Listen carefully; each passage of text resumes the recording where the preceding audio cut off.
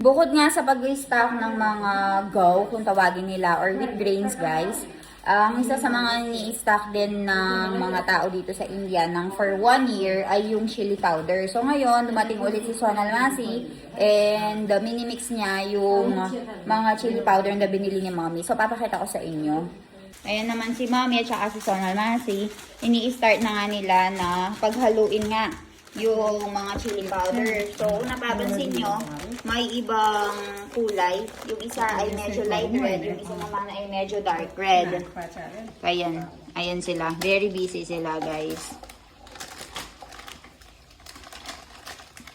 Tapos, alam nyo ba si Sonal Masi, guys, yung traditional na chili powder yung ginagamit nila. So, kung kami, company na chili powder yung ginagamit namin, yung mga packet, sila talagang traditional na chili powder. Kaya naman para sa akin, alam nyo ba, mas masarap magluto si Sonal Masi. Kasi very fresh yung mga ingredients na ginagamit nila. Especially yung asawa ko, guys, si Milan.